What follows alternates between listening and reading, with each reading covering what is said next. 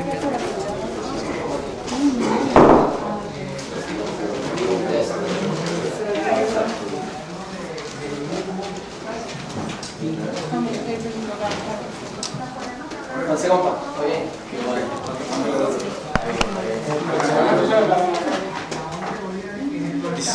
is a university, very great, with even including a helicopter basement, which is inside a poor neighborhood in Caracas, which is called Katia. I think that you have visited. We went there, yeah. And well, the area is very great. Well, this is part of the municipalization. I don't know if that is the translation of the higher education system. Has it already been built, or is it? It's in the process. In the process, yeah. When is it due for completion? I suppose that in 2 years or something. 2 years. Yeah, but the magnitude of this is very, very great. The name of the policy, if universalization could be, the universality of the higher education, and the strategy is municipalization. How to deliver the universities to all the territories. How did they come about with the plan to set this university up in this barrio? Were there houses here before? Well, that specific technical issue I don't know, but sometimes they use a space which is abandoned. As for example, I think that you have visited the indigenous development area, and that was part of a former PDVSA field, which was abandoned. And this is the same issues with another buildings. In this case, I think it's the same. Cool. Anyway, if they had some houses there, they. Sorry for the interruption. Yeah. Well, in fact, we are changing the name of the ministry because through the time we have been named Higher Education Ministry, but right now it's University Education, because we are having the idea that not because the fact is a university education is superior than the media education. So that is why we're changing the name of the ministry as well as all our documents. Well, I'm gonna try to practice my English, but for sure if I have some problem I'm gonna require your services, man. Okay. But well, welcome to the University Ministry of Venezuela. For us, it is a very interesting issue to have this delegation because, well, we know that terrible battle that we are making here in Venezuela, and I think it is also taking place in all the countries, including the United States. And the interest of you coming to Venezuela to discover the issues and the true inside the territory for us is a very interesting message made by you. So welcome again to this country of Bolivar, to this country of President Chavez, to this country of the people who is in revolution and that has suffered this part of the battle. That's why the first document you have here is a document related with this war of fourth generation. I don't know if you use the same concept. The fourth generation war is the war made into the media, the ideas, and how the press is automatically connected to go against the revolution. Right? Well, later you have another book related to Miranda, which is one of our founding fathers. We're going to be talking a little bit about him, and another issue related to Venezuela, ¿cómo se denuncia? Denounced to United States at the OAS. Remember that this is a confrontation between states and governments, not the people. We strongly believe that there is a people inside the United States that is a people of whatever people abroad, and you are humans as we are. You take your breakfast, you go to your work, you are in love, and you are humans as us, and you have the same and suffer the same issues that we as a people. So don't take this as a part of attack to the United States people, no, just to the government. And this was made in a context of a Bush presidency. The Constitution of Venezuela, you know that we had passed through a reform process that we lost in 2007, including or one of the causes of what we lost that campaign was for a very strong media attack in Venezuela they assessor, ¿sí? Asesorando. They Advice. advised, siempre me pasa esa palabra. They advised a lot of the rightist student groups, including those who participated in to step down the governments in Yugoslavia and Eastern countries. You know that Outpour movement was created to destabilize the governments, the not U.S. aligned governments in the Eastern Europe, and they took the same strategy in Venezuela, and at least in 2007 they were successfully, badly, for sure. And I'm sorry, say whatever you want, please. Yeah. Yep. Did I know like Outpour and stuff were part of the so-called color revolutions. Did Yeah. sort of colors emerge in Venezuela as well, or was it a different tactic in terms of? No, in fact, even their symbols were the same. It's the part of that strategy of a supposed non-violent policy that they are criminalized, supposing that this is a dictatorship. So that is why they provoked fears to the police, and later they put their cameras, because of course they knew that we had to respond, and they were filming the reaction, right? And so this is the people of Chavez reacting against the march. But this is the typical rightist movement. The wealthiest students are the principal leaders. They were supposed to work with a non-political movement, and all of them right now are inside the rightist parties. And that is why some students in 2009 has been like disillusioned, because they were so confused from their leaders, and they try to maintain a kind of peacefully movement. And of course, we know that that is a very great lie, and they were very advised from the road. But well, that reform didn't pass, but we are just making another step forward, including a new education law, you know, that has been approved the past August 13, and we are moving forward in the social programs, including those which has been like, ¿cómo dirías? Así como que los programas que se habían estancado un poco. The programs that were in a state of stagnation.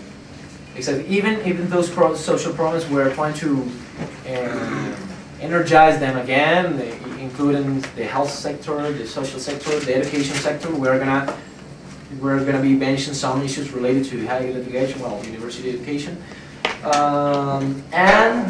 well, you have Alma Mater is one of the missions related to university sector. You know that we are working with missions, right? And the mission, Alma Mater mission and Sucre mission, are the both missions related to. Mission is the name given to the social programs the government implements. Exactly. That are sort of parallel institutions to existing institutions. Okay. ¿Ellos han visitado alguna misión ahorita en su? Barrio Adentro, vimos allá en Ok. 23. Es que yo, por eso yo estoy dando por sentado algunas cosas que, okay, Sí, no, ustedes me dicen. ellos se han preparado Perfecto. sobre Venezuela también. Perfecto, perfecto. Well, as you know, when President Chavez took power in 1999, it was a very corrupt and neoliberalist state, and we had to implement a very fast track to make the social changes, and that is why we created the missions, the ad hoc missions, for just to say something, and that is why we have Barrio Adentro mission, for example, or Sucre mission to get the people into the higher education system, or Simoncito mission, which is to include the people to the preschool level, later Robinson to alphabetize. ¿Cómo se dice alfabetizar? To Oh, bring yeah, literacy. yeah. To, literacy. exactly, to reach a literacy. In fact, we are a free literacy territory, even recognized by UNESCO standards. And right now, well, during these 10 years, has been joining this very good club, the people of Bolivia, which even reached the level of 80% of non-literacy. ¿Cómo dirías? Illiteracy. Illiteracy. Yeah. And they are right now achieving the 100% literacy in their territories, even including the yes I can mission, yes, if we make that specific translation, is a Cuban methodology to sustain this literacy programs, and that is why Venezuela, Bolivia, and right now this year Nicaragua has been joining the club of countries free of literacy. Anyway, I've been mentioned that you were very interested in knowing about the album, but And also the new education law, because we haven't talked about that. okay. We're gonna start to talk about ALBA, but and we're going to make some connection to the higher education system in ALBA too. Okay. But at the beginning, to understand what is ALBA, we have to make some kind of historical review. You know that in the 18th century, two kinds of major theories or perceptions in the continent were colliding visions. From the United States, we had the Monroe Doctrine, which says America to the Americans. But in fact, we here in Venezuela, we say Americans to North Americans. And we know that the other imperialist powers in the zone were going down by time, including the British and the Spanish, were going down in the power in the 18th century. United States, knowing the situation, they wanted to maintain, or they were trying to appear in the international scene as a power inside the continent. So that is why they inside, I mean they, not you, because you're the people. They try to implement this doctrine in order to, well, right now British and Spanish are outside the continent. We are going to be the power in the whole continent. That is why, for example, Bolivar and other founding fathers were trying to, and they even had a lot of some naval, ¿cómo dirías una flotas? Fleets. They had a lot of at least 4 or 5 military fleets to free Cuba from Spanish colonialism, but they were prohibited from the United States because they knew that after Spanish, Cuba had to be a part of the United States. And that is why later you understand why the United States moved to the west and you reach the Pacific. And even in the second part of the 18th century, very terrible military chief as William Walker, they tried to invade Nicaragua, Costa Rica, and turning into the Central America area, and that is what happened in the Caribbean, right? But confronting that theory, it was Bolivarianism as a doctrine, as a way of thinking.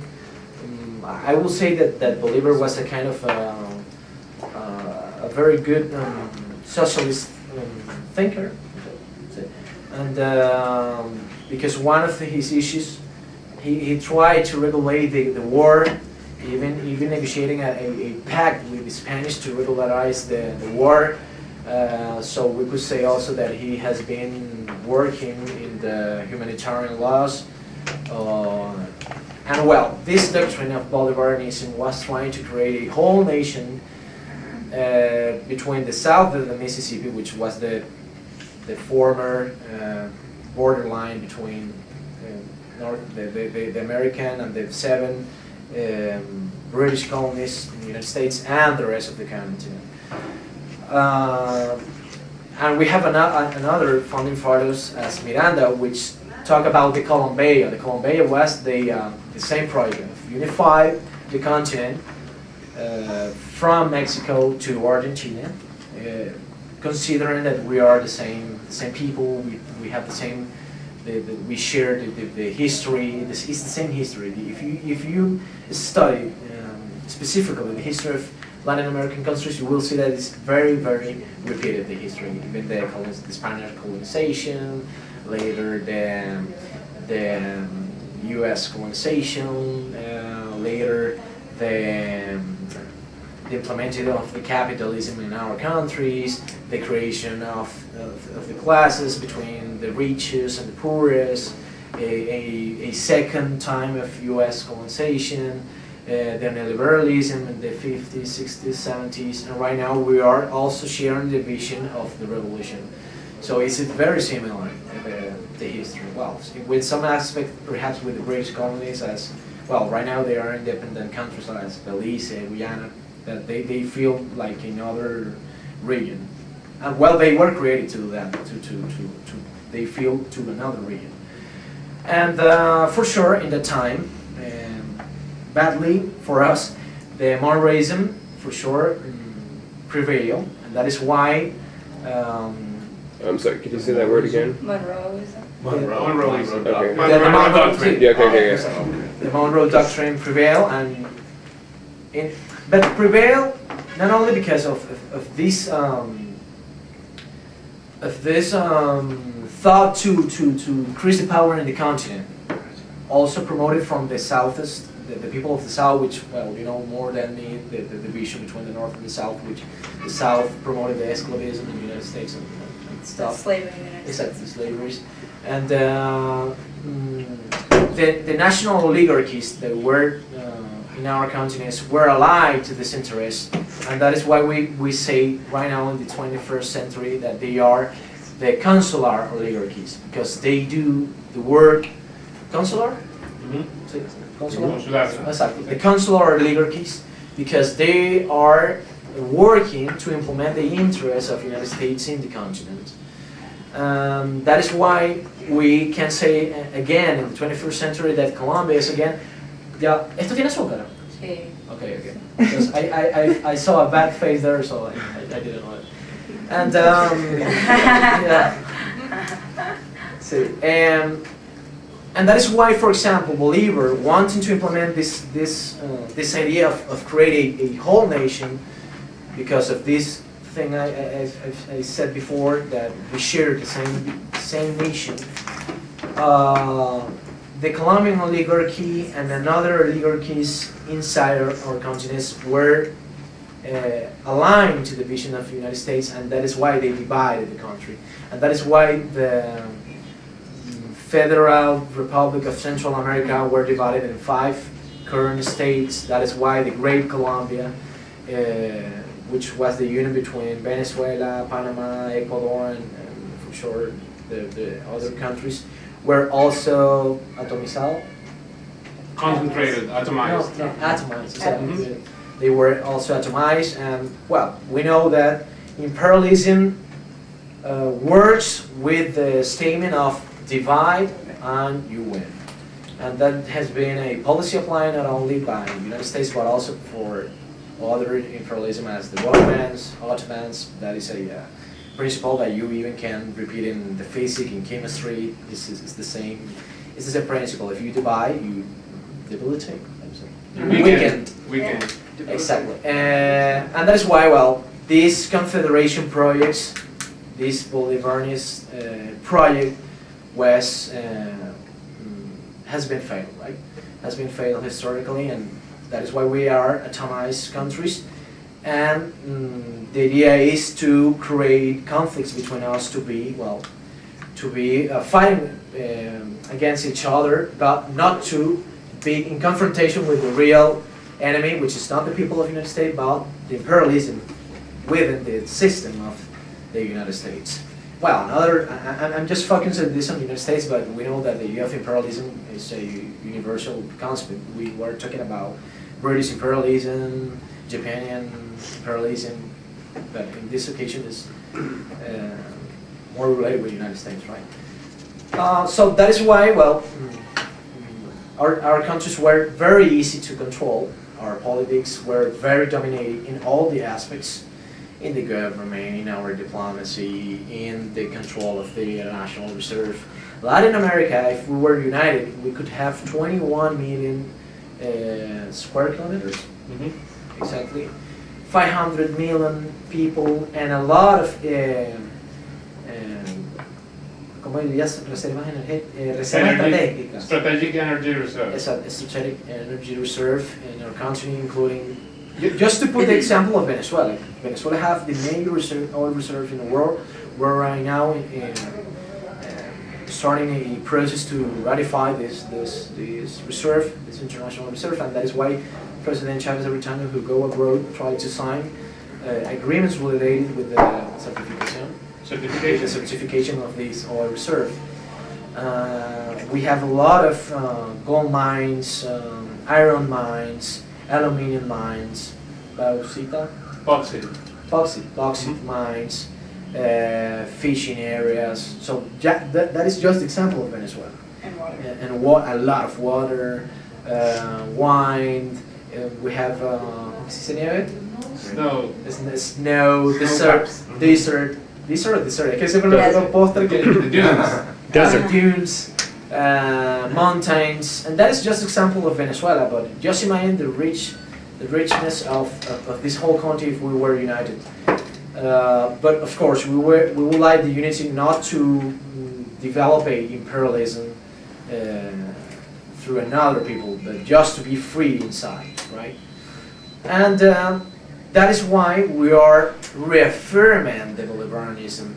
We are reaffirming the Bolivar's thought, the Miranda's thought, another founding fathers and another luchadores, fighters as the Che Guevara, as Fidel Castro, as Sandino in Nicaragua, Farabundo Martí in Salvador, Abreu de Lima from Brazil, O'Higgins of Chile, Martins in San Martin in Argentina, Jose Marti in Cuba. Well, a lot of very nationalistic references inside the continent. That is why we are reaffirming these thoughts. Okay, and that is ALBA. ALBA, for sure, take its birth in another context. You know that as well as it was creating a unipolar world after the fall of the Soviet Union. It was creating a unipolar world, and it was very easy to the United States to implement the imperialist policies not only in Latin America but also around the world. And that has been a imperialism that has been made in all the areas, as we said before, in technology, in the cultural area is incredible. Even the people around the world call Americans to the estadounidenses. We don't say anymore. Well, here in Venezuela it continues to learn that, but the people do not get identified themselves with American as a continent, because that concept is just to the no sé cómo decir la palabra en United States. U.S. American. to the U.S. citizens. Okay. Exactly. And even that specific issue just reflects the terrible colonization that we have conceptually talking, and that is and that thing is repeating in all the sectors, technology, music, science and technology, management, politics, and even Because even Monroe, when he was referring to America for the Americans, was not referring to the United States, was referring to the whole continent. Exactly, at the beginning. Exactly. So, but as we said before, we say in Venezuela that the doctrine is American to the U.S. citizens. But well as was creating a unipolar world system, it was very easy to the United States to implement these imperialist policies, including the economical sector, and that's why during the 90s, during the 80s, during the 90s, it has been creating a kind of very different initiative in the economical sector, including this initiative created by Kennedy, the President Kennedy. It was like kind of the Progress Alliance for the Americas. Later, it was created an initiative made by George Bush father. It was created the initiative from for the Caribbean Basin, and right now we are during the 90s and the starting of this century. It was also trying to implement what is the free trade agreements, and that is why they try to implement this to create a kind of very huge market in Latin America as a backyard, right?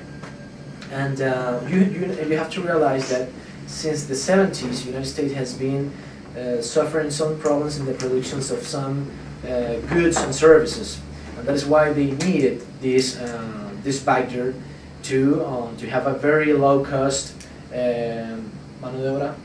Labor force. Labor force. labor force in order to, well, to guarantee a very progressive crecimiento, Growth. a very progressive growth inside the United States. And that's why these free trade agreements were forced to take in Latin America. But hopefully, and the continent appeared, the President Chavez just in 1999 confronting these free trade agreements, and that is why this economical strategy implemented by the United States has been failing in the continent, including the ALCA, well, FTAA.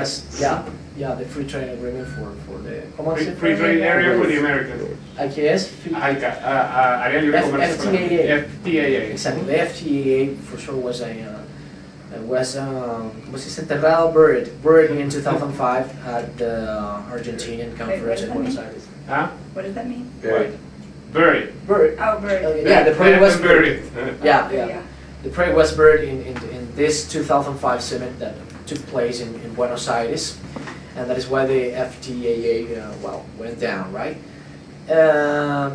And that is why you explain also that Venezuela was the first country in the conflict strategy, and that is why they go first to support a coup d'état in Venezuela in 2001, even before implementing the war in Iraq. Why? Because Chavez, the President Chavez, is the head of the project, is the head of Bolivarianism, is the head of this freedom project, of this revolution that is taking place in all the continent. And that is why they wanted the head. And that's why I said before, I repeat this, Venezuela was the first step to go against the revolution. If you had Venezuela, you guarantees that the Bolivarianism project could be buried again, and for sure, well, we have a lot of oil, and in 5 days, one ship of Venezuela goes to the east coast of the United States. That is why Venezuela is a kind of jewelry. Jewel. A jewel. Venezuela is a jewel for the United States, or at least for the strategy of the imperialism of the United States, because the oil of Venezuela can be delivered in 5 days to the east coast of the United States. In comparison with the oil that is located in the Middle East, which you know that passes through the south, even not passes through the Suez Canal. It passes to the south of Africa, passes through all the Atlantic Ocean, and passes later to the east coast. And if you go to the west side, well, just imagine the route, right? So it's a kind of more than a month this area. So that is why Venezuela was conceived as a kind of gas station. We were considered just and yeah, for sure. Yeah, very terrible. And well, that is why our national industry-related PDVSA was handled and managed by U.S. personnel. The brain of PDVSA was managed by U.S. and that is why it was so easy to make the oil strike in 2002, because they control everything and you didn't know where are the information, how to close the valvulas, the valves. Well, it was very easy to do that, right? And while controlling the oil sector, of course, you control Venezuela. And well, as a confrontation of this FTAA appears the album. At the beginning, it was called the Bolivarian Alternative, because it was an alternative to the FTAA. But right now, the real name is the Bolivarian Alliance, because the concept has been taking some evolution, because it passes from being an alternative to be a political alliance. So that is what it's called, the Bolivarian Alliance. You know that this has been a project supported at the beginning from Commander Fidel Castro and I was just going to ask, in the first stages of ALBA, what were the original countries to sign an agreement together? Venezuela and Cuba. Only two. Only two, yeah. And then it was a quick phase to add the next countries, or there was some time of just a... No, well, I would say that perhaps 2006, 2007, and 2008 has been the more important years, because at the beginning were only Venezuela and Cuba, which was a kind of evolution from a project that continued working, which is called the Venezuela-Cuban project, which is it's a kind of very huge pot that finance the social programs in both countries, right? The literacy programs, health programs. When you have an opportunity, could you tell us what some of the tenets are of the ALBA? Some what? Tenets? Some of the principles. Principles of the ALBA trade bloc. Like, does it focus on comercio justo? Yeah. Because we're really familiar with NAFTA. I think most of us, because it's our for trade sure. agreement. And so, could you do a comparison? Yeah, for sure. Thank you. And in the beginning was a kind of idea created by Fidel and Chavez to make this alternative to the FTAA, and it was a kind of evolution to the Venezuela-Cuba project. The real name is Venezuela-Cuba Agreement, which is right now, even in this ministry, works in the 6th floor.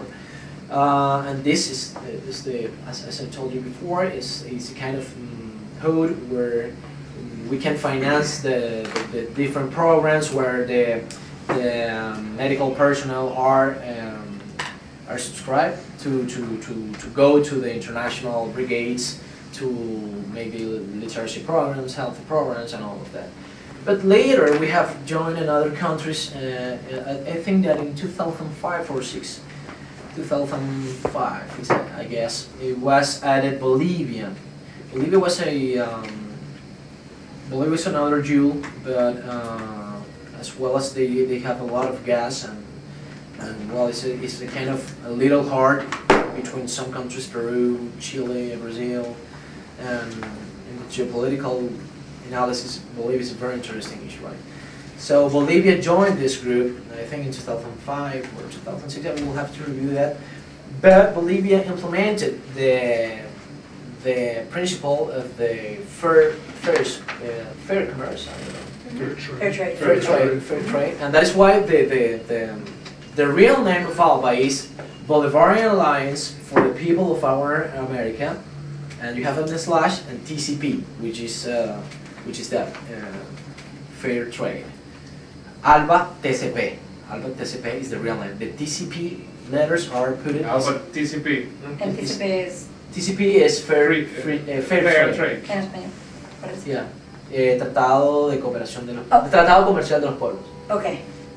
And so that is the real name that we have right now. Fair trade agreement for the people. Exactly. Fair trade for people. Right. That is a ¿cómo se dice? Propuesta? Proposal. A proposal made by Bolivia in 2006. How is it in Spanish? Tratado Comercial de los Pueblos. So it started out with like Venezuela sending Cuba oil, Cuba sending Venezuela doctors and teachers, and then it's been gotten more sophisticated. Exactly. And well, ALBA is working not only in the trade area, because this will be another neoliberalist space. We are being unifying. This is another reflection. Our foreign policy is moving the concept of integration, which is a concept that has been used by the historical, traditional ways to integrate markets. But we are evolution into the concept of union, which is the very Bolivarianism idea, right? So we are not interested in integrating markets, but in unifying people. Okay. So that is why ALBA has been working in different areas. That's why you have like ALBA fishing, ALBA feeding, ALBA education. We work in this Ministry of ALBA Education, which is the other book you have there. And well, a lot of issues has been implemented. Why? Because inside the ALBA, the Bolivarianism thought is shared, right? President Daniel Ortega from Nicaragua, Hugo Chavez for sure, Raúl Castro, Fidel in Cuba, Joseph Skerritt of the Dominica Island, well, Zelaya in Honduras, and right now, in this year, 24 June, has been joined Ecuador with President Correa and another two Caribbean islands. They are St. Vincent and the Grenadines and Antigua and Barbuda. Well, for sure, it's a very interesting thing that some historical Commonwealth states have been joining the Bolivarian alliance. That is for sure a very interesting issue. Even here, I think it hasn't been so well analyzed, but I think it's a very interesting issue. And for example, the relations with the island of Dominica are very, very great in this time, and President Skerritt is a very great person for sure. For sure, he's under attack, and he's going to be part of this deadlocks. Dominica? It's not The Dominican Dominican Republic. Republic? No, it's not. No. Dominica. The island of Dominica. It's a former Commonwealth province of the British Yeah. Empire. Oh. So Right now that's it's an island. independent. Right now it's an independent Yeah, country. it's independent. Yeah, I'm moving to that.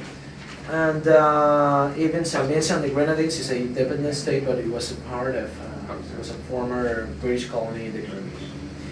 And well, we have been developing a lot of projects inside. As I told you, this has been, we have been moving forward in different areas. Just to say the part of the oil sector.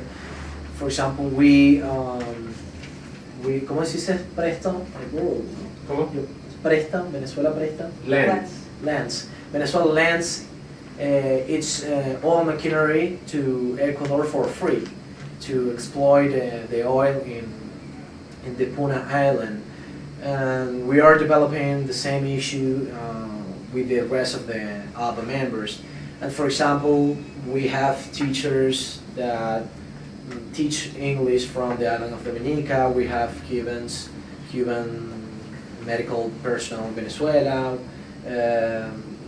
We have some students studying in Nicaragua, studying engineering sector. What more? But everything is related with a macro thought, which is the complementation. Complementary markets or complementary system of interchange, right? So the things that Venezuela is stronger can be shared with the rest of the countries, as well as those things where Cuba are better than us, for example, in the area of health or sport. They have been sharing that experience with us, and that is why we have reached some success in the areas of sport, including the red wine football team, which has been reaching finally. National team of football. Yeah. It's called red wine because of the color of the... Yeah, it's the color of. I don't know what is red wine, but I suppose it's the kind of mixing the three color of the flag. I don't know. One more question about ALBA. I know it's based on a complementary system of exchange. Is power really shared equilaterally, or is one country stronger in the agreement right now than others? Yeah, well, it is impossible to have a very equal standards, including that we are different countries with different territorial space, with very different population, and for sure we are, I will say, yes, for sure that in this time, I will say Venezuela and Cuba are the strongest part. Who are the weakest? I don't know, I suppose Antigua and Barbuda is a kind of a 473 square island in the Caribbean, but we are not working, for example, as Mercosur does. That they for example, Paraguay and Uruguay has been suffering historically by the neoliberalism in Mercosur sector. In ALBA is very different the situation. The political, ¿cómo se dice? Como que la voluntad política. Political will.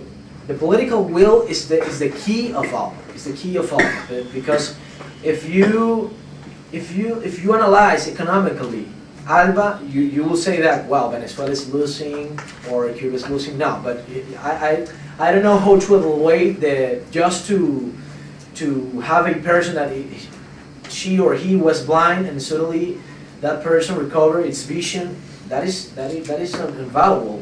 You cannot have a monetary valuation in the Alba, right? That's Misión Milagro, that's the miracle mission. Miracle mission. It's an eye project. Even yesterday was passed by the state channel in Venezuela, the program, a kind of miracle program which is implemented right now in the Ecuadorian revolution, which is called the Citizen Revolution, led by President, led by Rafael Correa, President, which is doing the same in Ecuador, and all the personnel are from Cuba, for example, and they are recovering those people who were inside very, very forgotten towns, and they're working.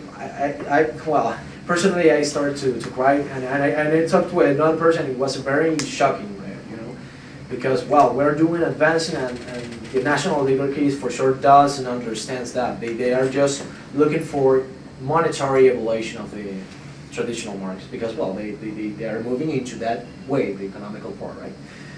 That is why we're moving into a new philosophy in the ALBA, and that is why we have reached a lot of progress on this.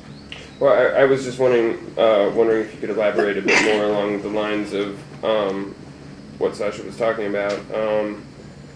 How with like a complementary interchange of various states under one sort of umbrella, do you ensure that the countries that are not as resource rich as Venezuela or Brazil or where I don't know, make sure that like the oil does go down to those countries and not just to some of the countries that have larger industry? I know it's like a tricky question. And, no, for sure, no. I answered that with political will, man. If for example, as well as we, land, as for example, just to land, no sé cómo tampoco decir los perforadores. The rigs to drill. Okay. For example, if Venezuela lends its rigs to the Ecuadorian, that is a political will which is prevalent there, and that is made to the Ecuadorian state company of oil. That doesn't go for a private sector. And well, we have to be clear. Sometimes PDVSA puts some kinds of timelines, or look, well, you are gonna use this machinery until that time. We would like to have some Ecuadorian personnel doing this in Venezuela, for example, or Nicaragua has brought to Venezuela a lot of the milk production. They have the entire capacity. The milk. The milk production. They have a kind of they are sovereign in milk production, but they cannot deliver the milk production inside Nicaragua. So what is the compromise there? Venezuela build the ways through the roads, correct? Paves. The paves. They pave the ways, and Nicaragua brings the milk to Venezuela or the cows to Venezuela. We have a country that even with a kind of well, it's a kind of a small country, but it has its territory, and we are not even sovereign, even producing the ingredients of our national dish. We cannot produce it. We have to import it. So this is interesting. Why the historical oligarchies, very anti-Venezuelan, very anti-obrist, has created this scenario in Venezuela. So that is why we are paliando. There's an extreme milk shortage in Venezuela. Exactly. We're conveyed and it's been sabotaged. Rivers. We're fighting this issue and this situation with our lives. As I told you before, in the health sector, the agricultural sector coming from Nicaragua, English teachers from Dominica, those kinds of issues are the spirit of all. No? And for sure, it's very convenient for them also having the Venezuelan experience in science and technology, for example, not only in oil, because we're giving a lot, even more than oil. For sure, as well as we have the biggest oil reserve in the world, that is the part where we can share more. But for example, in education, as later we're going to be talking about this specific problem of ALBA, we are dealing a lot of issues, the literacy programs, and even in science and technology, these countries are going to be connected for free to our Simon Bolivar satellite. They are not longer to pay for a transnational company that, and even it's a matter of security issue. If you want to Can I interject really quick? Okay. Just a couple of years ago, Venezuela launched their own satellite. Most countries are completely dependent on the satellites of the imperialist countries, right? It was a collaboration with China, which is very strategic. It was a really big deal. Yeah, even those things reflects the was a kind of farmer, a country farm. Sí, un país hacienda, pues. It was like basically this country was like a ranch. Like a ranch, and then the oligarchy is for sure controlling the production areas, and very wealthy oligarchy for sure. Very connected with the United States. That is why the former president of the PDVSA was the closest energy advisor of the Bush administration in terms of energy. When Chavez took power in 1999, the oil prices was in $7 per barrel. Venezuela was a kind of Troy horse inside the OPEC, because Venezuela had the mission, as well as Saudi Arabia, to atomize the OPEC. Remember that OPEC is conformed by the bad cold third world countries, and it's the few areas where our countries have a kind of power, right? And Venezuela and Saudi Arabia sustained the thesis that we had to increase with no limit the production of oil in order to have the lowest price possible, and that's why we reached $7 per barrel, and the production of the barrel can be like $4. So just imagine that $3 are for the country, one in corruption that goes I don't know where, and 2 countries enter to the country. Another dollar goes inside the company for sure. Plus you have to pay the foreigner. See, so exactly. So that's why this country was in bankrupt. And one of the politics made by Hugo Chavez when he took power was to empower the OPEC, to empower the OPEC, and that is why they traveled. One of his first tours abroad was to make the second Chief of State summit in Caracas in 2000. He visited in that time to President Bouteflika in our jail, to President... I worked there. No, here in the summit. Okay. He went to, I think, Libya to visit Muammar Gaddafi. He was visiting also Saddam Hussein, and in that time the national oligarchies and United States were taking alarm. What is doing Venezuela? Come on, where's our gas station doing? So so that is why that summit took place in Caracas, and they agreed in that time to pass the oil prices from $7 to a kind of band. To establish prices band. It's prices band. Or prices range. Production ceiling. Between $15, if I remember, to $20. So that was a kind of level to recover our national treasury. For sure, the national treasury is based like 80% in the oil revenues. So that is the same situation in the rest of the OPEC countries. Right now, Saudi Arabia continues to be the Troy horses, and that is why you can understand that why Saudi Arabia is the first, the second, or the third country with more military and diplomatic support from the United States, because it is convenient to have the Al Faisal dynasty in Saudi Arabia to have that position into the, and Saddam Hussein by that time were one of the first proponents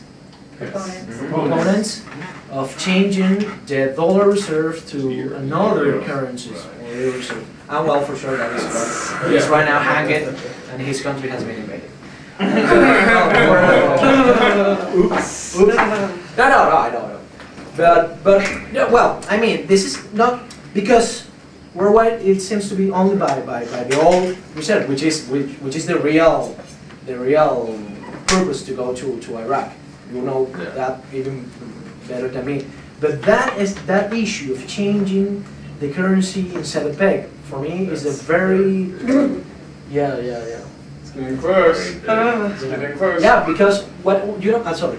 Oh, I do have a question. You want to finish your point though first, that's fine. Yeah, just one idea.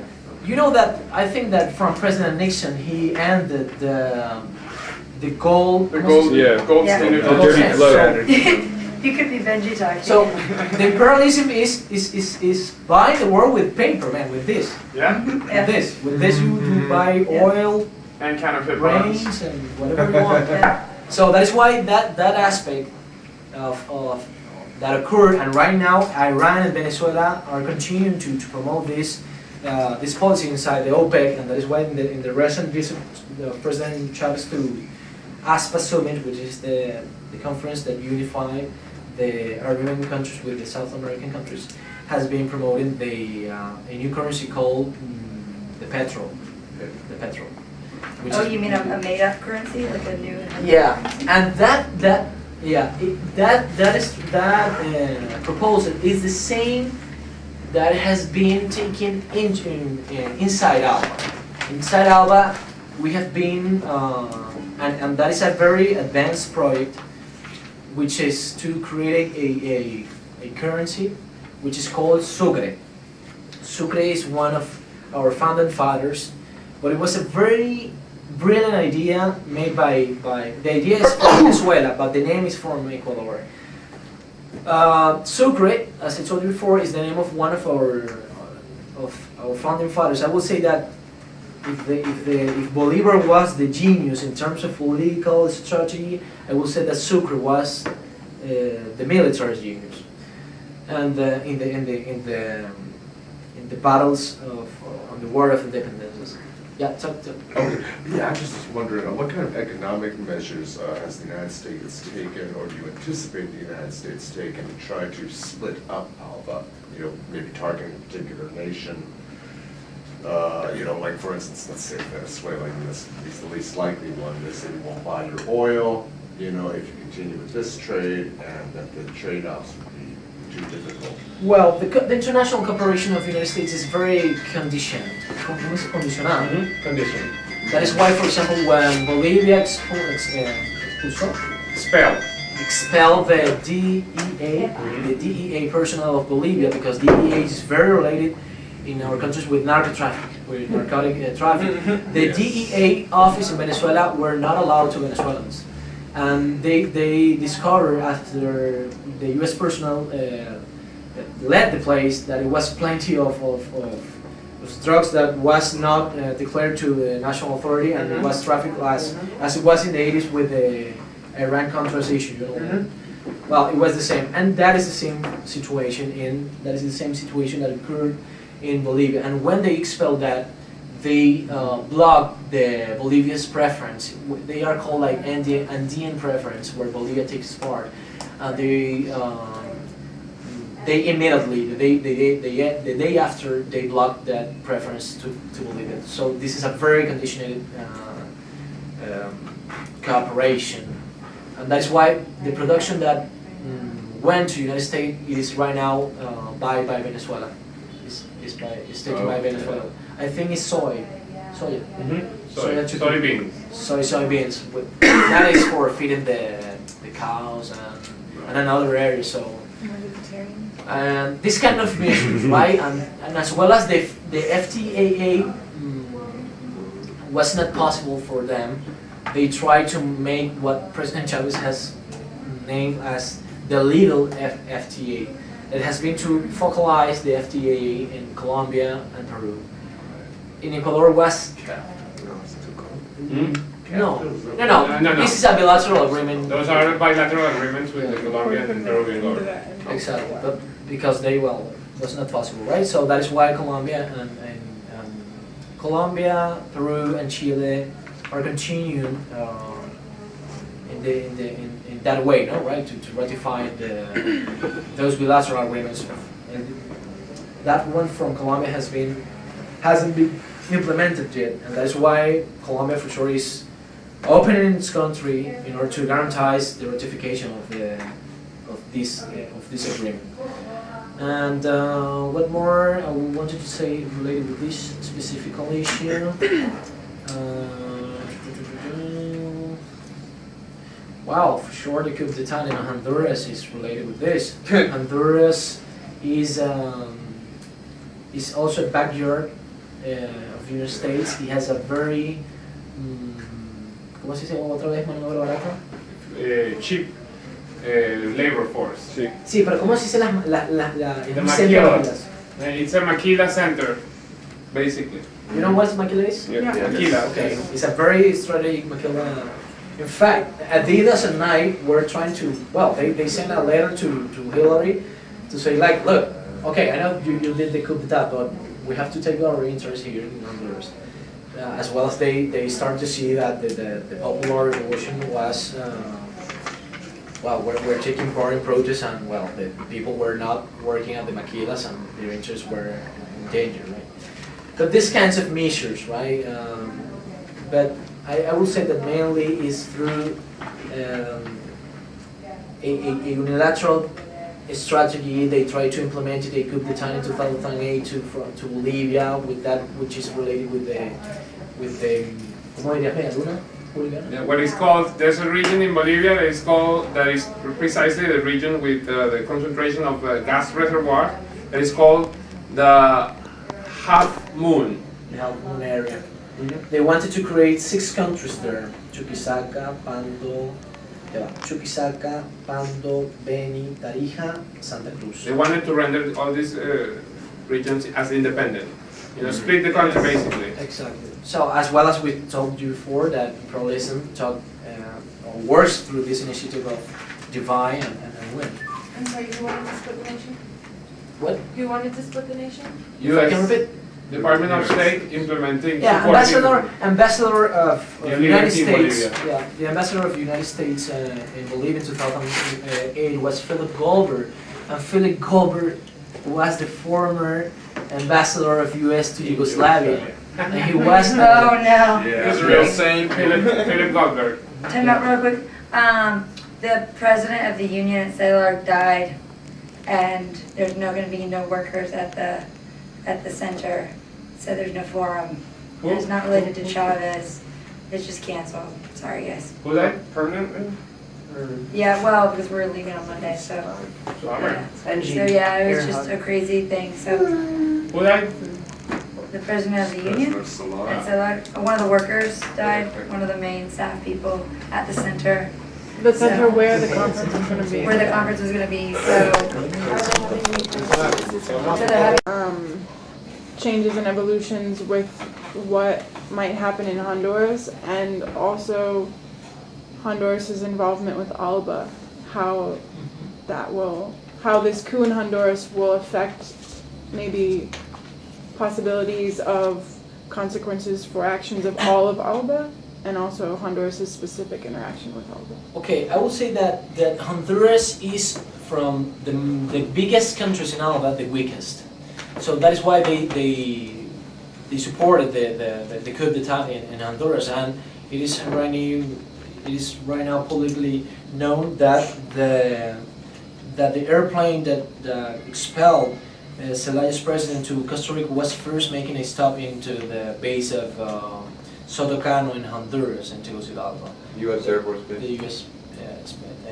Base there, which is one of the biggest, in fact, because Honduras is a kind of herd inside the Central America, and it is a very important part of this imperialist strategy, and that's why they needed right now Colombia, and they are implementing these 7 new bases in there. Anyway, I will say that it's a very complicated area. You know that OAS has been.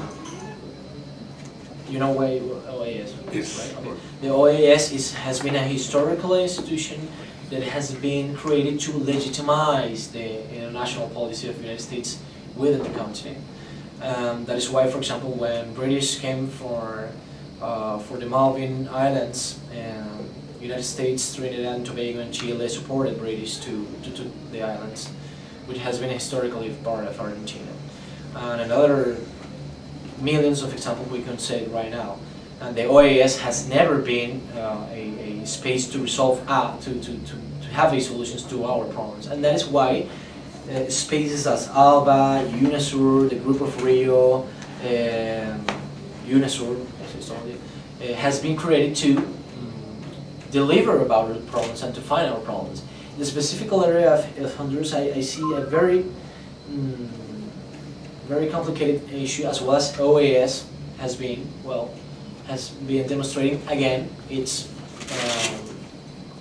compromiso, Commitment.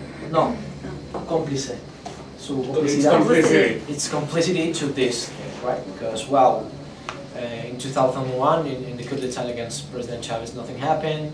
In 2003, the coup d'état against Jean-Bertrand Aristide, which is the president of Haiti, which is right now exiled in South Africa. And right now, passes the same. And for example, I see this cynic issue made by the Secretary of State that, well, we're not making embargo to Honduras because the people can be suffering. Come on, and you have a 40 years embargo to Cuba, so even will be working more a embargo. The embargo issue is a very delicate thing. I realize and I recognize that, but as well as Honduras is more dependent from the U.S. market for this maquila issue, it will be more effective to implement an embargo. And the oligarchy, as well as it's a class coup d'etat in Honduras, they were obliged to surrender. But they are not. And in fact, yesterday appeared at the news that Honduras is invited to participate in some military maneuvers, which are called Panamax 2009. These are military maneuvers that take place in the continent with the participation of the United States, and Honduras has been invited. What means that the military sector, which they are the real authors of this coup d'etat in Honduras, has been invited, and as such has been ¿cómo se dice tácito? It's implicit. Is a implicit recognition of the coup d'etat, for sure. Yeah. Maybe I'm wrong, but I was under the impression that after the coup, the OAS just suspended Honduras's recognition as part of the OAS. Yeah, but don't take real measures that go forward, and that's not enough for sure. You say that Cuba was expelled from the OAS, and it's a country that has participation, a lot of participation. You go abroad and everyone knows about Cuba, and even having an embargo hasn't worked. But the OAS could realize other measures. Well, the diplomatic measures are good, not recognition of the diplomatic personnel of Honduras. This kind of things are work. ¿Cómo se dice workfully? Okay, are usefully. But I will say that ALBA meet the same night. So was ALBA, the ALBA conference in that night, that marked the rest of the international reaction. The ALBA countries, the ALBA presidents, that night immediately was have met. Meeting? Met. They met in Nicaragua to sustain and to talk about the Honduras issue, and they immediately didn't recognize the new government. They didn't recognize the diplomatic personnel, and the rest of the international recognition. The rest of the international reaction was through what ALBA had decided. Another along the lines. I only briefly read the headline, and I didn't get a chance to read the whole thing last night. But I believe that they've put sanctions. The U.S. has put sanctions on Honduras now and cut $30 million worth of aid. I know it's like a little late in the game, and it's all kind of. And suspended the visa service to Honduras citizens. And that bill was put into motion almost eight or 9 months by the Conservative Party before the coup took place. Okay. Yeah, I thought that the coup d'etat will start from Paraguay, because we have been reaching and following the news, and for example you had a former dictatorship personnel of Paraguay in Honduras, and they were free to Paraguay, and the sector of the military sector in Paraguay is very bad in these terms that we're talking. And I thought that the coup d'etat could have been starting from Paraguay, but for sure it was more profitable to make a coup d'etat in an able member, and of course la cercanía de Honduras. It's the near position. Yes. It was a factor. So you said that the OAS's response wasn't really sufficient at doing anything. So compared to the response of the OAS and the response of the ALBA, and what also would be a sufficient measure? For example, OAS was trying to legitimize the San Jose Agreement. The San Jose Agreement, which was supported by Oscar Arias, president of Costa Rica. We know that Costa Rica is a very close ally from the United States. Who was the same guy who negotiated with the Contras back in the day in Nicaragua. And the free trade agreement, they had a free trade agreement between Costa Rica and the United States. So they were like the piece, la pieza. The pieces, he was the piece of the United States in this process. He's like he's a Nobel Prize, but he's a very neoliberal president, and he supported this kind of San Jose agreement. And what do you do in a process of negotiation? You are putting in the same level the two parts. The legitimate government and the coup d'etat. And what is the foreign policy of the United States? We don't negotiate with terrorism. So what is the double morality with Latin American countries? So that is the basic question we have to do right now. So you are supporting a process of negotiation where you know that it's going to be impossible to negotiate with them. They have the army forces in complicity with this coup d'etat, and it's going to be very, very, and that's why the situation in Honduras is very tough, because the people is with Zelaya, but the army is part of the plan. So, and this army, as well as the former military sector in Venezuela, were Ministro. ¿Cómo está, ministro? This is our minister. This is our minister of Education. ¿Cómo le va, ministro? Yo soy un grupo de solidaridad de Estados They're a group of Unidos solidarity from the Venezuela. United States for Portland.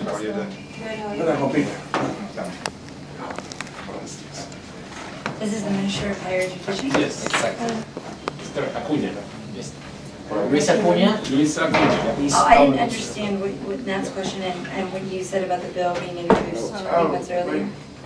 The Republicans, like during the election process, like already had announced that they were going to cut funding if they didn't get their way.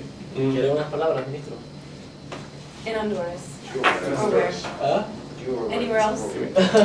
Well, they do this stuff all the time. Yeah. Yeah. Thank you for the space.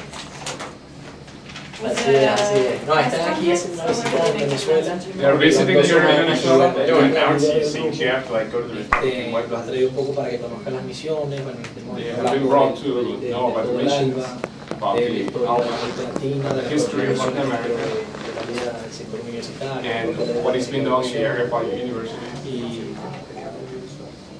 no, Todavía no. eso no.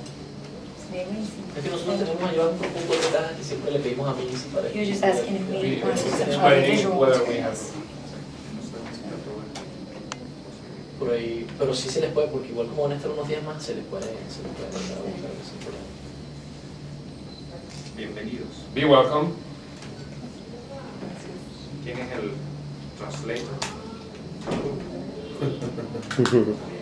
Carmelo. Bueno, bienvenido a Venezuela. Be welcome to Venezuela. Esperemos que conozcan de todo este proceso que está pasando. We hope you get familiarized with this process that is taking place at this moment in this country. Imperfecto, pero en construcción. It's not perfect, but it's under construction. Y por supuesto una experiencia nueva, Of course, it is a new experience donde convive lo nuevo con lo viejo. with a combination of the new schemes and the old schemes. lo cual hace las cosas más difíciles. which renders things more difficult. A veces At es más times. fácil wipe out everything, Sometimes it's easier, pero no es el proceso venezolano. but that's not the case in Venezuela. Así que, digamos, nos tomará un tiempo It's gonna take some time, y esperemos que esos cambios puedan volar hacia el norte en algún momento. We do hope that the changes taking place in our land can be experienced as well soon in the United States. Why not? ¿Por qué no? Ojalá. Ajá. I have good experiences in my life in the US, Canada, so I know a bit. I know that things can happen. We hope that life change. Those changes, sometime get there. We have a better connection. So far, we have been used by. We hope that we interchange. Just a moment, please. I need to answer. Hello. ¿Podría conseguir el plan nacional Simón Bolívar en No, in fact I was trying to look for it, but it was not possible. But I suppose you can find it on the internet. I have this one, which I wanted to comment a little bit about this. But well, this is the kind of minister we have. This minister, as well as other ministers, are Very very down to human. earth. They are very human. You just get into their office and they attend you. And yesterday we had another meeting with the ministry personnel, and they are very open, in contradiction with what happened in the past. That you, for example, were not allowed to enter to any ministry, and you, for example, los mensajeros. Messengers. The messengers were only allowed to get into the basements of the buildings. Right now the messengers get inside here and talk with the person. And it's a very socialist revolution. I mean, even in that part is a... And well, this person, I for example, I've been accompanying the ministry to some missions inside the country, and let's stop here to eat a little chicken. So it's a very, very, very nice person, for sure. I would like to make some... in one part we stopped it, but we wanted to say again that ALBA is working, as we told you before, is working with very huge programs, and ALBA Fishing, ALBA Health, ALBA Education. This is our project, and for example, in ALBA Education, we have reached on June 24 a international agreement between the ALBA members to recognize the titles between the ALBA members. So what we're doing, for example, we have right now developed a project of give scholarship to ALBA members, to the poorest people of the rest of the ALBA members. So that is why we have 2,100 citizens of ALBA, and for more than 26 countries around the world. Even in Africa, we have people from Western Sahara and people from Gambia, but we are trying to be having people from the rest of the countries of Africa, and they are scholarships free for sure. And the idea is to these people to use the higher education system in Venezuela and come back to the countries to apply this knowledge. We are not interested into taking these brains or promoting the brain drain in those countries. No, we are interested in this personnel to come back to their countries and promote the national development. So that is why between one of the lines inside the ALBA Education project, we have reached this historical agreement in Latin America. We never had this kind of agreements in Latin America, because autonomous universities would like to maintain the power of the recognition of titles. And for example, just to make an example, the ambassador of Bolivia to Venezuela, he studied in the Soviet Union, and when he came back to Bolivia in the 70s, and he was a fascist, and when I mean fascist, it's fascist, he was very Banzer, he was like using the German Spastics. and things, and he was not allowed to enter to the country because the autonomous university said no, you were studying in the Soviet Union, so you have like a kind of red una formación roja. You have a red education. A red education. And the same passes right now. We have a lot of people studying in the rest of the countries, mainly in Cuba. And when these guys return to the country, autonomous universities say like, well, we don't recognize the talents coming from Cuba. So what we're doing with this historical treaty is to say that, well, Cuba, I'm gonna say, or for example, Venezuela is giving scholarships to Ecuadorians. So we say, well, Ecuadorians, we can give you 240 scholarships this year in these areas. Are you interested? Yes, I'm interested in these areas. Okay, so that means that you are true that the national programs and universities are convenient to your citizens, and that is why the political will prevail again and says, yes, I trust your standards of education, and that is why these people, when they came here and studied, they come back to their countries and their channels are going to be recognized directly. I have just like one question specific. Do you know if any students from Nepal have come to Venezuela to study? No, not in the part of the Venezuelan scholarship program. Okay, I was just wondering. But anyway, it will be very interesting to have it. Yeah. Nat has contacts with social movements in Nepal. He lived there for a long time. Yeah. This year, the program has been reduced, or where it has been having a kind of, ¿cómo decir? Como que una cierta reducción. Yes, a kind of reduction because of the oil price situation, as well as the oil prices went down from $160 to $60. Wow, just imagine the measures that we had to take, even in the public administration, to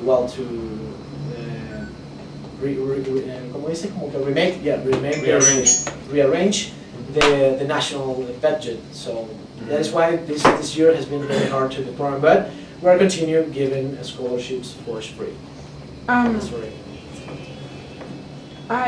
I have another question about the different countries of ALBA, and I imagine that some transition happens within the economy and social spheres of countries when they first sign on to ALBA. There might be some sort of like transformation that happens in their economy, whether that's slight or whether there's some lag in certain industries as further cooperation happens with other ALBA members and whatever that had been beforehand. Yeah. And I was just curious about maybe examples of what happens when certain countries first sign on and in the economic sphere, and then how, as that develops, it changes the social sphere of those countries. Yeah, for sure. Very good question. There is a summit, which is the 6th summit of ALBA, which says the meaning of the Grand National Enterprises. Grand National is a kind of concept that is a kind of transnational with another spirit. I mean, that is why we don't say multinational, but Grand National. It's the Grand National project of Bolívar. Coined. Exactly. The Grand National is the project of Bolívar, the Grand Nation. Great Nation. So that is why we use the Grand National ALBA Education Project, the Grand National ALBA Fishing Project, the Grand National. So there are the conceptualization, the meaning of this. Es que a veces no quiero caer en la mesa como que, ¿sabes? Decir una palabra así por lo que... Yo te digo cualquier cosa. Exacto. So there is the conceptualization of the Grand National Enterprises. They work with public financing from the financial sector, and for example, the ALBA Fishing Grand National Project has its own enterprises, its own Grand National enterprises, and they have, for example, two boats from Cuba, 2 boats from Nicaragua, and they are financed by the public sector of these states. So I would say that they don't need to make a kind of transformation process in the Lo que pasa es que eso tiene una palabra muy específica, pero fíjate, cuando tú entras, por ejemplo, en el Mercosur, tú tienes una When you normativa. integrate to a regional agreement such as Mercosur, which is the area of trade for South America, Tú tienes lo que se llama una normativa. you have what is sort of a number of regulations. Sí, una normativa comercial. A body of commercial regulations. Y por ejemplo, tú lo puedes tener eso en un libro. And you can, let's say you have that in a book. Exacto. Entonces, por eso es que aquí, como no se trata de un arancel externo común. So since we're not speaking about a common tariff, a common regional tariff, o otras medidas que generalmente tienen estos tipos de integración. or other measures that generally have these kinds of integration, Por eso es que no necesitan transformar nada, sino que that is why they don't need to transform the things, because we're not talking about a common tariff. además lo que estamos haciendo en Alba es crear nuestros propios conceptos. Basically what we're doing in Alba is creating our own concepts. So, for example, the Sucre currency inside the Alba members. For example, Sucre is a kind of a strategy to de-dollarize the international interchange between the Alba members, and it is based on when you export goods between the Alba members, you are using the dollar as the current to promote the trade between us. So if you kind of compensation camera, you are using your national currency without using the national reserve. Clearing. Eso de cámara de compensación. Okay. It's clearing. ¿Sabes cuando you know when the checks have to be cleared? That's a clearing. That's here is cámara de compensación, clearing chamber, but it's not. That has another name. Okay. Clearing. Did you get that? When you deposit the check, you have to wait for Yeah. 2 days. Yeah, If it's right. from a different bank, so that the funds are checked and then it's credited to your account. And then you play with your money for 2 days. Exactly. So this is kind of agreement that you say, well, one Sucre values, just for example, make the comparison with the euros. One Sucre values 4 euros, for example. But the trade between the Alba members are going to be related with this virtual currency that doesn't exist in terms of the currency that we have on the pocket. No, it's a virtual current that eventually will pass to have a physical form. But right now you say virtually that when what you have to do is to say like, well, this cloth that Venezuela is importing from Bolivia values these euros, and this means that it is valued in some sucres. And what we have here in Venezuela is to deposit in a central area in bolívares that payment, and the Bolivian sector receive the payment in the pesos, which is the national currency of Bolivia. So no one uses the dollar and no one uses the currency. These kinds of measures are. Does this currency have the future potential to replace the national currencies in Latin America? Yeah, well, we would like.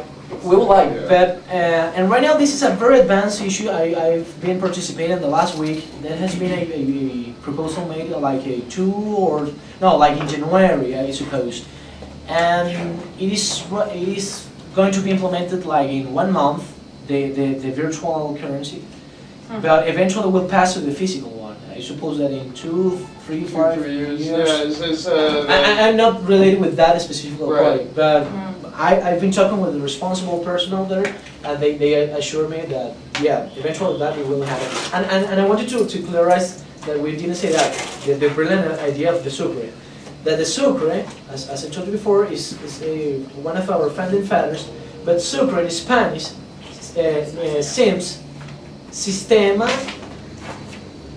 unitario de compensación regional. Unit system of regional clearance. Making reference to the clearance I told you, funds. Mhm. Yeah, it's like if you were spelling the Bolivar and Bolivar, that letter. It's like an acronym. It's like an acronym, but it's very brilliant, really, and because it's the conceptualization in the economical sector and in the political sector. So, I mean, it seems like there's a lot of economic cooperation going on, and the potential for more of a universal currency in this hemisphere is emerging. But I haven't really heard anything about Brazil's role in, or Brazil's position in regards to the creation of like a continental.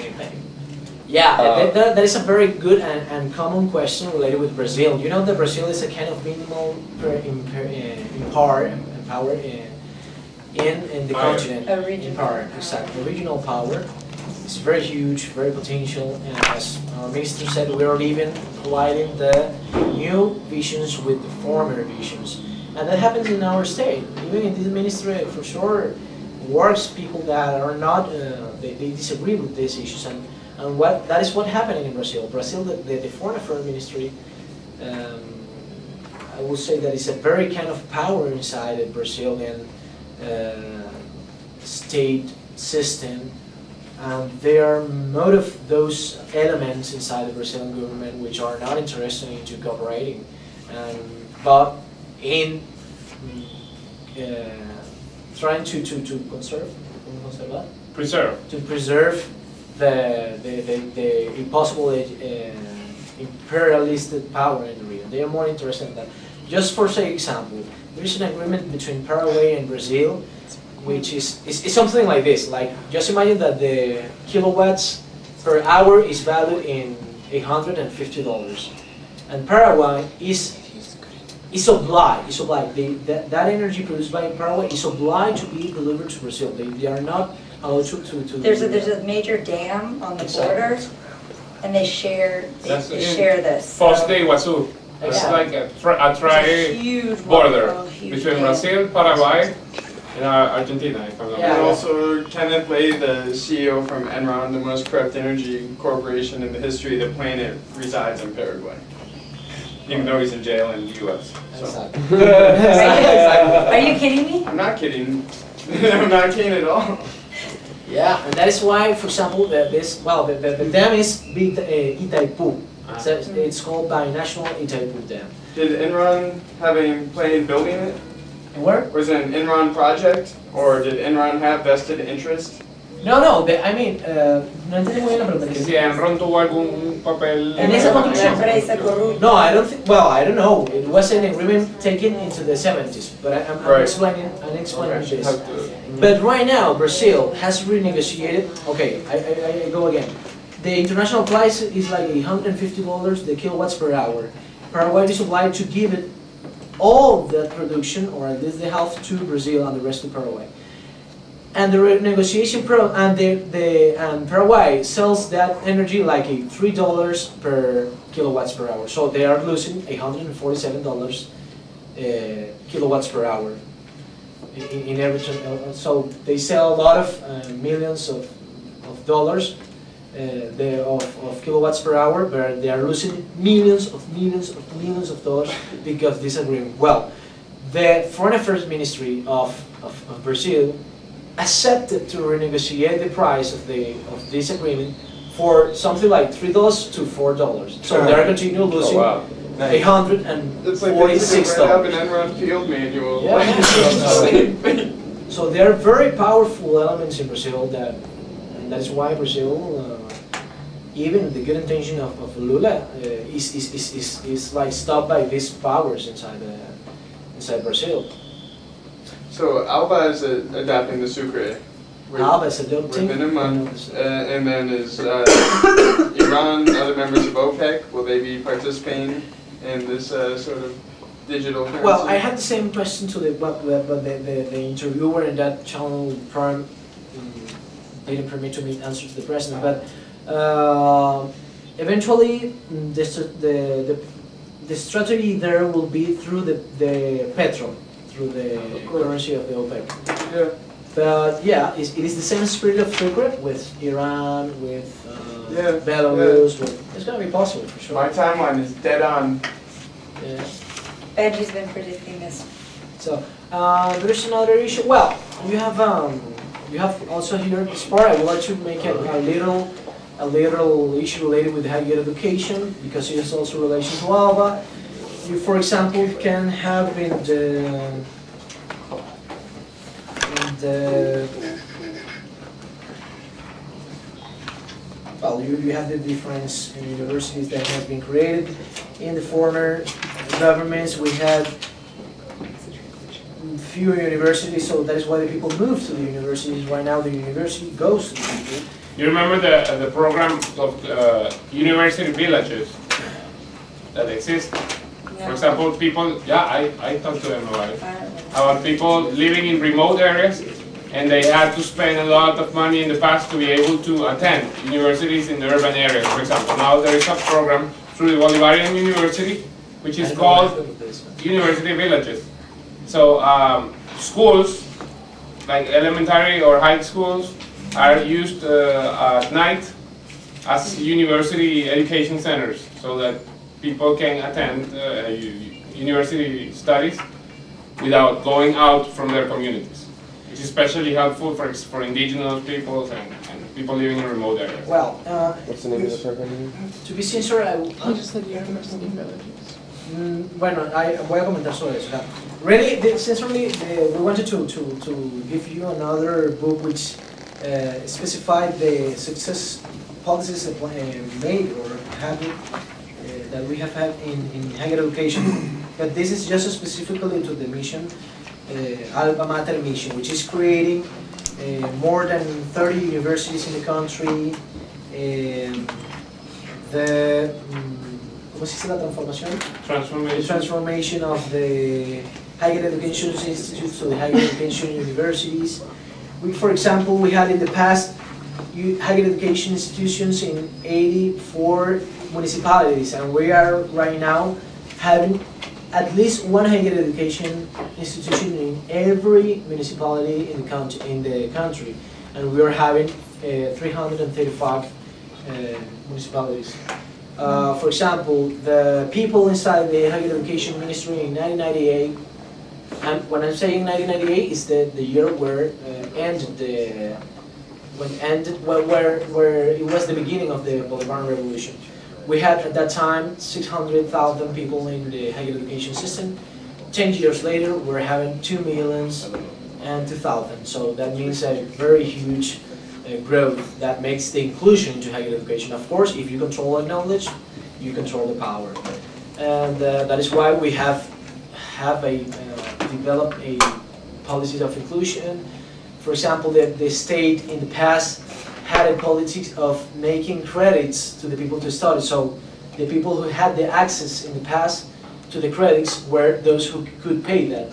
So just imagine that only the wealthy sector could have those credits. So right now we are developing a policy of scholarships, free scholarships, to the people who can study and they are not obliged to para desertarse, ¿cómo dice? ¿Cómo dice desertar?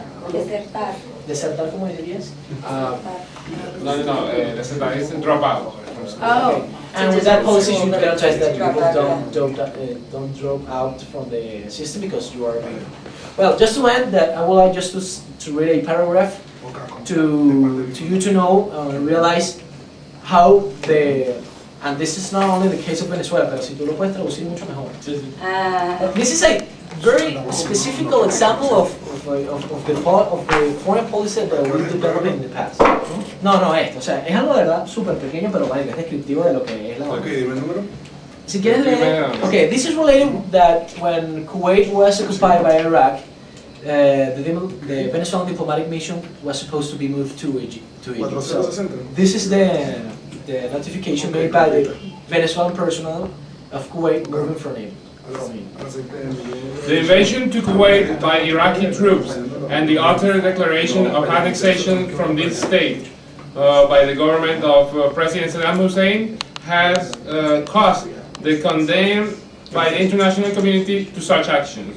On the other hand, the vast majority of the countries have adopted similar economic measures against the Iraqi regime to protect the interest of the legitimate government of Kuwait. In the light of these facts, before the declaration of President Saddam Hussein, who as an ultimatum said that he was not going to acknowledge the diplomatic representatives duly accredited before the Kuwaiti government of Sheikh Jaber Ahmed Al Sabah, and with knowledge of a communique by the Kuwaiti embassy in London, in which they communicate to the countries that they should abstain of having agreements with the national government of Kuwait, has caused the following decision due to political reasons and humanitarian reasons. The temporarily transportation of all Venezuelan diplomatic functionaries that are currently in Kuwait to El Cairo in Egypt, and as a consequence closing the doors of our diplomatic representation in Kuwait until the situation is solved according to the regulations of international law. This is the part which is super interesting. This one. From this decision, the chefs d'affaires have been informed. Oh, sorry. No, let me rephrase this again. From this decision that we have taken, have been duly informed the chefs d'affaires from the United States have been informed about our decision. And okay, we're duly informed the chefs d'affaires from the United States and Sweden in Caracas. We're informed about what we did in Kuwait, of taking all of our personnel out of Kuwait, and of course to their governments. The Venezuelan government has requested collaboration to render easier the communications between Caracas and our embassies in that particular zone, and proceed to the evacuation of our diplomatic personnel credited in Kuwait. From this little example, you can see that the decisions were taken because of the recommendation of the United States and Great Britain. Second, every decision was in consultation and approval of the United States. And third, it was no sovereign decisions of the diplomatic way. So this is why you say that, when you can see that we're asking the U.S. Embassies to connect our embassies, as that the Venezuela's embassy. So it's incredible that you cannot have a Venezuelan to Venezuelan person. So you have to ask to them. So this little paragraph represents that we passed in all the foreign policy in Venezuela. It was Caracas, August 13th, 1990. Well, for me, I'm ready, but we would like to thank you again for being in Venezuela. I know that your task there in the United States is a very tough situation, but we will say that the revolution can be for sure developed in the United States. I will say that this economical crisis of the capitalism demonstrate that a new world is needed. These kinds of very terrible economical burbujas, bubbles are going to explode, and a lot of people is suffering for this. You know, the tent cities that has been creating in the suburbs of the cities, and this is part of, well, that the capitalism needs more resources to guarantee their strategy. So this is a Puerto Rican author that says, like, the capitalism is based on the poverty of the countries, and they need more poverty to sustain the oligarchies of the world. And that is why, as well as this crisis has happened, that is why the International Monetary Fund, the World Bank, is supplying the responsibles of this crisis, and not that money doesn't go to the people. So that is why, okay? Mm-hmm. So if you have any questions. I have a question about follow-up. I am right now a student of International Development Studies, and I'm really interested in details of the inner workings of ALBA, and was wondering if you had specific suggestions about any particular literature or any international analysts that I could research for further reading. In terms of education, this is the guide, because we control this program. This program is here. Okay, this is all the entire issue, the programs. But well, what are you interested in the economical part? Yeah. Plus also some of this literature I think is really useful, but it would be a little easier for me to understand in English because it's so technical. Yeah, that is a problem. That is a critic we have made to the political council of the ALBA here in Caracas, that the documents are not, because at the beginning only Castilian countries, ¿cómo se llaman? Los países que hablan castellano? Spanish-speaking countries. Spanish-speaking countries were part of ALBA, but right now, as well as Dominica, San Vincent, and Antigua, where it has joined, we are obliged to make this into English. But that's why it's very, very hard to find those documents in English version. And in our recommendation to have a analyst on this area, I will list we have contacts of the foreign affairs minister. ¿Tienes contactos con Siria? Alonso y otra gente ahí. Alonso, ¿tú conoces a Alonso? Sí. Bueno, dile que te pongan a hablar con Manuel Noter, Zambrano, que es el que lleva la secretaría del ALBA aquí en Venezuela. Que son, pero bueno, lo que pasa es que ellos están, well, look, the Chávez Tour. No. ¿Cómo dice? Arrival. The Chavez rhythm is very hard to sustain. The pace that the president has, the pace It's for very, work. so we are here in the ministry. Worse than me walking. Yeah. the president goes like a 300 kilometers per hour, and well, we are like trying to catch up. And these people that I'm suggesting him is, I suppose they're the person in charge of the secretariat of ALBA. very, very busy in holding and preparing two very great ALBA summits that is going to be taking place in Caracas right now in September, and in Cochabamba, Bolivia in November. So I don't know if they can attend you, but they will be the perfect person because they are assuming the secretary of ALBA. No, pero coño, creo que ellos están muy cansados. So, well, if you have another question, got it? Alrighty. Thank you very, very much for your time. Yes. No, you too, really, we appreciate this behavior of you, for sure. Thank you. ¿Cuánto tienes más? I'll throw it out right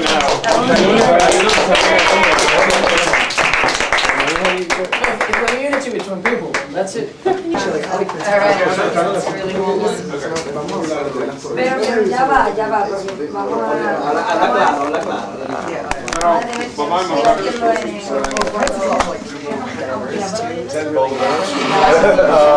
I got this.